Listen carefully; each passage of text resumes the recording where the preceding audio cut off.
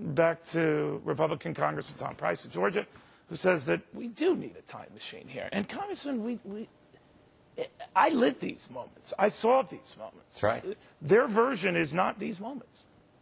No, you're absolutely right, Neil. Thanks so much for letting me join you. The narrative that they want you to believe, that they want the American people to believe, is that the reason we're in the difficult challenges that we're in right now is because of a failure of free market capitalism and a failure of deregulation. In fact, both of those are false. But if you buy that, then what happens is that all of the, quote, solutions then stifle free market capitalism and increase regulation, both of which will decrease the vitality of our economy. So you're right. They're rewriting history. And if this nation buys their version of it, their narrative of it, we will not get out of the challenges that we're in right now. Well, you know what? It just makes me think, like, whether you're talking deficits or anything else, it totally ignores, or, well, you know, we inherited this mess because that prior president inherited a surplus. We know in retrospect that the market was beginning to implode, that the NASDAQ, Rich and all those dot-commers was booming. We know in retrospect the NASDAQ was being cut in half. We know in retrospect that we were going into a recession. We know later on there was this little thing called 9/11 and accompanying wars to address the guys who wanted to kill us. So we know all this. Well, do they think we've forgotten all this?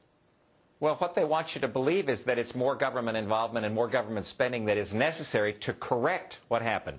They'd rather forget the past because they don't believe that the economic vitality that we've had as a nation can be credited to, again, free market capitalism and the ability of people to realize their own dreams and decide the way they want to live their lives and spend their resources as opposed to the government spending it. So they want you to believe that if the government selects who wins and who loses, that that's better. You and I both know, and your listeners certainly know, that that simply isn't the case. Here is the concern when it comes to Republicans, Congressman, that they have their own spending priorities, whether it's defense or whether it's their pet projects.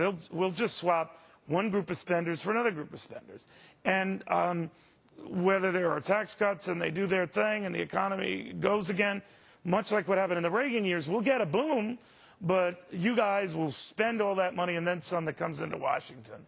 And we'll be in a bigger deficit fix. What do you say? Actually, the premise of that is absolutely correct. Both through Republican and Democrat administrations, the federal government has spent too much. But what the American people know, and the people that they're sending to Washington this time, I believe, know, is that we need to truly decrease spending at the federal level. We need to fundamentally reform the programs that have the automatic spending, Medicare, Medicaid, and Social Security, and in the rest of the area of government, truly decrease spending. If we do that, that'll send Social Security, how would you do that? Well, you've got to reform the system so that it's viable. Right now, it's in a crash course I know that. To what go would bankrupt. you do? One thing you do to make it viable.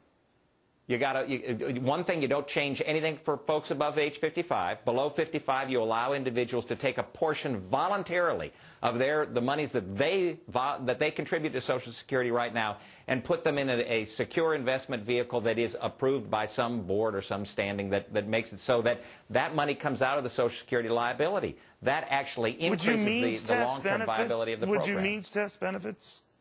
I think that's something that we need to talk about, we need to discuss, and hopefully we can come together in a bipartisan way and move forward on this. Nothing will be done. Nothing will be done in a bipartisan way. That's pretty obvious. Well, it's got to be. That's what the people are demanding. That's what people are demanding. I think there's a new breed of individual coming to Washington in this election that will truly turn things around and cooperate in ways that we haven't seen. The question is whether or not the president will respond to that. And we don't know the answer to that question. Well, the pressure's on you too, sir, right? Because Republicans had this opportunity, and now you're kind of going to be like recovering spending alcohol. It's not you specifically. And you've got to let the world know at that meeting, stand up. That's right. I'm a recovering spendaholic, and I'm not going to do it again, right?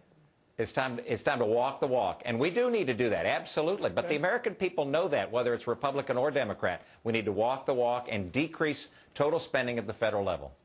We shall see. Congressman, it's always great having you on. Thank you very much. Thanks, Neil. Appreciate it.